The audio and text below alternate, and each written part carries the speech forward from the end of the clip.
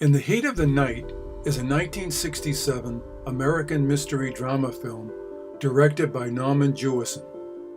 It is based on John Ball's 1965 novel of the same name and tells the story of Virgil Tibbs, a black police detective from Philadelphia who becomes involved in a murder investigation in a small town in Mississippi. It stars Sidney Poitier and Rod Steiger. The film won 5 Academy Awards, including the 1967 awards for Best Picture and Rod Steiger for Best Actor. In 1966, a wealthy industrialist named Philip Colbert has moved from Chicago to Sparta, Mississippi, to build a factory there. Late one night, police officer Sam Wood discovers Colbert's murdered body lying in the street.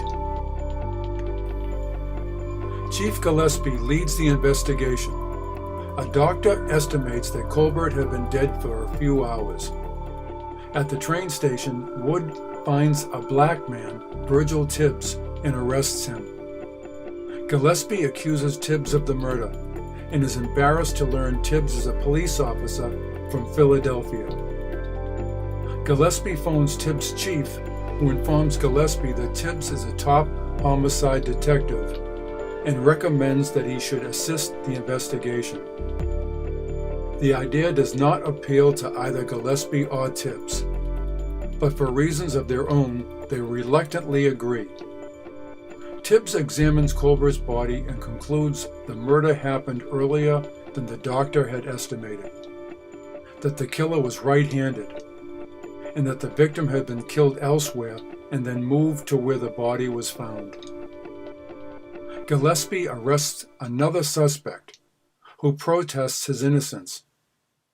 The police are planning to beat him into confessing, but Tibbs reveals he is left-handed and has an alibi backed up by witnesses. Colbert's widow is frustrated by the ineptitude of the police and impressed by Tibbs. She threatens to halt construction of the factory unless Tibbs leads the investigation, and the town's leading citizens are forced to go along with her wish. The two policemen begin to respect each other as they are forced to work together. Tibbs initially suspects plantation owner Endicott, a genteel racist and one of the most powerful individuals in town, who publicly opposed the new factory. When Tibbs interrogates Endicott, Endicott slaps him in the face and Tibbs slaps him back. Tibbs asks Wood to retrace his car patrol route on the night of the murder, and Gillespie joins them. Tibbs reveals that Wood has changed the route of his patrol. Gillespie discovers that Wood made a sizable deposit into his bank account the day after the murder. He starts to suspect Wood and arrest him, despite Tibbs' protest. Purdy, a hostile local, brings his 16-year-old sister Dolores to the police station and files charges against Wood for getting her pregnant. Tibbs insists on being present when Dolores is questioned. Purdy is offended that a black man was present at his sister's questioning and gathers a mob to attack Tibbs. Meanwhile, Tibbs tells Gillespie that the murder was committed at the site of the planned factory, which clears Wood of the murder charge because he couldn't have driven both his and Colbert's cars back into town. Tibbs adds that he knows why Wood changed his route. At night, Dolores likes to display her naked body to whoever is outside, and Wood, who watches her while on duty, did not want Tibbs to see a white woman in the nude. Tibbs visits a backstreet abortionist who, under pressure, reveals that she is about to perform an abortion on Dolores. Dolores arrives, sees Tibbs, and runs away.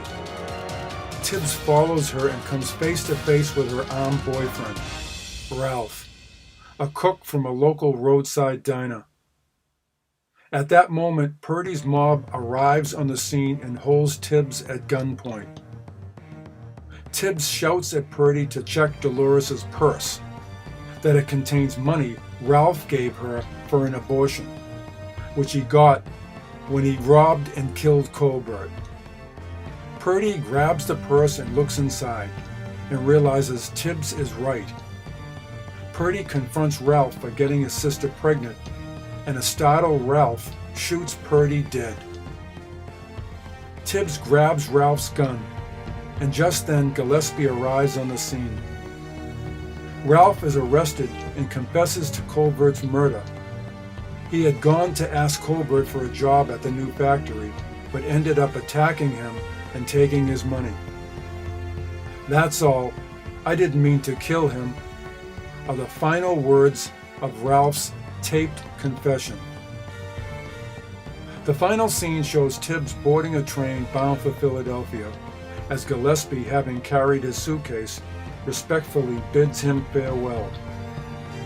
This film has a wonderful film score composed, arranged, and conducted by Quincy Jones, and the soundtrack album was released on the United Artists label in 1967.